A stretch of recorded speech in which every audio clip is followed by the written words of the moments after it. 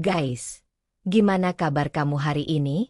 Semoga lagi ada di kondisi yang cukup tenang atau setidaknya cukup kuat buat dengerin obrolan yang satu ini sampai selesai. Santai aja. Anggap ini teman ngobrol sambil ngopi, sambil rebahan, atau sambil jalan pulang. Pernah enggak ada satu orang yang kelihatannya sudah benar-benar dingin? Seolah-olah kehadiran kita dulu enggak pernah berarti apa-apa. Chat jadi singkat, sikapnya gatar. Bahkan kadang terasa cuek berlebihan. Banyak orang langsung mikir, oke, berarti semuanya sudah selesai. Padahal di dunia hubungan modern yang kelihatan di permukaan seringkali bukan cerita sebenarnya. Faktanya orang yang benar-benar enggak punya rasa itu justru paling tenang.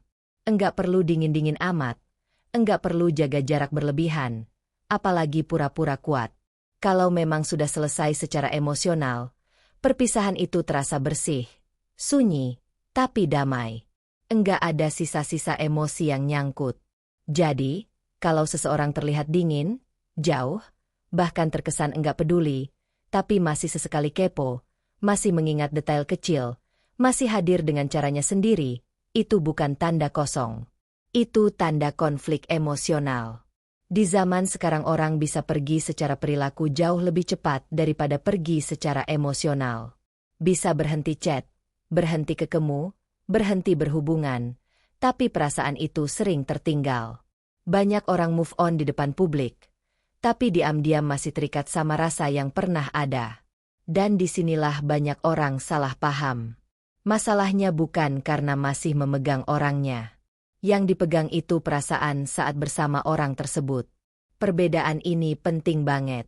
Ketika seseorang pernah menghadirkan rasa yang enggak biasa, bukan cuma nyaman, tapi bikin berpikir, bikin merasa hidup, bikin keluar dari zona aman, rasa itu enggak gampang hilang. Walaupun hubungan berakhir, sensasi emosionalnya masih tersimpan rapi di sistem saraf. Makanya ada yang memilih menjauh tapi tetap penasaran. Mengurangi interaksi tapi belum benar-benar lepas, meyakinkan diri kalau sudah selesai tapi masih ada bagian yang terasa belum tuntas. Dari luar sikapnya bisa kelihatan dingin, menghindar, bahkan agak menyakitkan. Tapi perlu diingat satu hal, orang yang benar-benar lepas enggak perlu usaha buat terlihat enggak peduli. Bersikap cuek itu butuh energi. Dan setiap sesuatu yang butuh energi biasanya bukan tanda kedamaian, tapi tanda perlawanan batin. Sayangnya, di titik ini banyak orang justru bereaksi dengan cara yang keliru. Mengejar penjelasan, mencari kepastian, memaksa ngobrol baik-baik demi penutupan, atau sebaliknya menghilang dengan emosi yang masih berisik di dalam. Padahal semua reaksi itu seringkali menghapus satu hal penting, jejak emosional.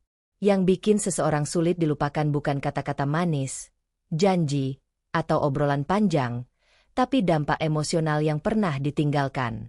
Ketika kehadiran seseorang mengganggu pola lama, menciptakan kontras, dan menghadirkan rasa yang sulit tergantikan, sistem saraf akan mengingatnya lebih lama daripada logika mau menghapusnya. Ini bukan soal manipulasi, bukan juga soal berharap orang kembali. Ini soal memahami cara kerja emosi manusia. Ketika seseorang pernah merasa berbeda bersama kamu, lebih tenang, lebih tertantang, lebih hidup, atau justru lebih tersadar, rasa itu jadi titik referensi, dan referensi emosional tidak hilang hanya karena keputusan rasional. Masuk ke bagian ini, penting buat tahu ikatan emosional dan keputusan tidak bergerak di kecepatan yang sama. Keputusan itu logis dan bisa diambil cepat. Ikatan emosional itu fisiologis. Dia tinggal di tubuh, bukan cuma di pikiran. Seseorang bisa memutuskan untuk pergi hari ini, tapi tubuhnya belum tentu siap melupakan besok. Itu sebabnya ada yang bilang sudah enggak kenapa-kenapa tapi masih kebawa perasaan saat melihat hal kecil yang mengingatkan. Di era sekarang, hubungan sering terbentuk cepat dan intens lalu berakhir tiba-tiba. Keputusan berakhir terasa jelas, tapi sisa emosinya menggantung. Dan kalau enggak ada pengalaman emosional baru yang sebanding, rasa lama itu enggak tergantikan, hanya disimpan. Yang bikin ikatan itu bertahan lama biasanya adalah kontras. Saat pengalaman baru terasa datar dibanding yang dulu, tubuh otomatis membandingkan.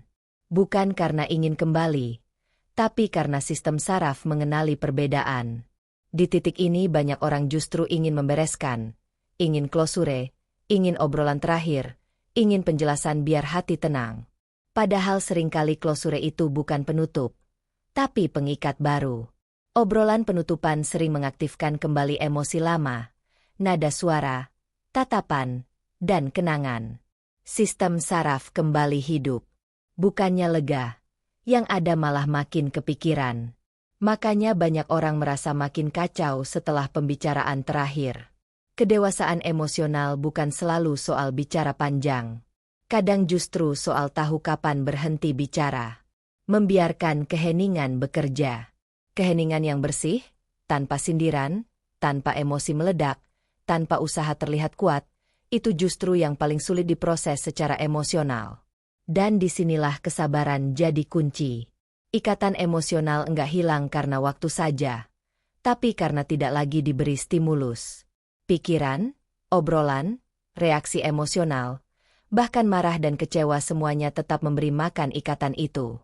Tubuh enggak peduli emosinya positif atau negatif. Selama intens, ikatan masih hidup. Makanya menahan diri bukan sikap pasif. Itu disiplin emosional.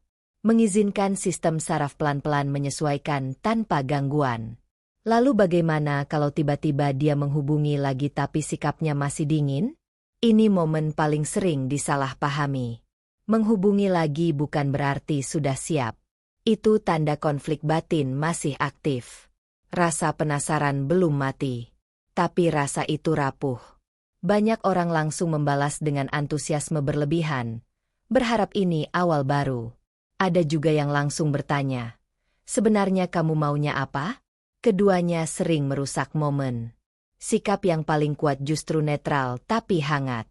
Tanpa buru-buru, tanpa mengungkit masa lalu, tanpa memaksa kejelasan, bukan jual mahal, bukan pura-pura cuek, tapi tenang. Dari situ pola akan bicara sendiri. Kalau ada niat membangun lagi, konsistensi akan muncul. Kalau tidak, percakapan akan memudar sendirinya tanpa drama, tanpa luka tambahan. Dan ini membawa kita ke paradoks terakhir. Semakin seseorang berusaha diingat, semakin mudah dilupakan. Semakin seseorang berhenti mengatur ingatan orang lain, semakin sulit dilepaskan. Orang sulit melepaskan ketika cerita berhenti tanpa kebisingan, tanpa pembelaan berlebihan, tanpa usaha terlihat mengontrol persepsi. Bukan karena ingin dipegang, tapi karena ada bagian yang belum selesai secara emosional. Dan yang paling penting, ini bukan soal menunggu, berharap, atau menggantungkan hidup pada masa lalu. Ini soal harga diri emosional. Orang yang paling membekas bukan yang paling berisik saat ditinggalkan, tapi yang tetap utuh saat semuanya selesai.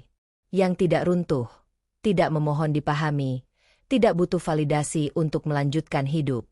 Kalau seseorang terlihat seperti kamu, itu tidak berarti apa-apa. Bukan berarti tidak berarti. Kadang itu justru cara meyakinkan diri sendiri atas sesuatu yang belum sepenuhnya diterima. Indiferensi sejati tidak perlu dipamerkan. Kebebasan emosional tidak butuh pembelaan. Yang menentukan apakah kamu akan pudar atau tetap membekas bukan perilaku orang lain, tapi caramu menjaga diri sendiri setelah semuanya berubah. Dan di titik itu, tanpa usaha apapun, kehadiranmu sudah berbicara lebih keras daripada kata-kata. Semoga bermanfaat ya.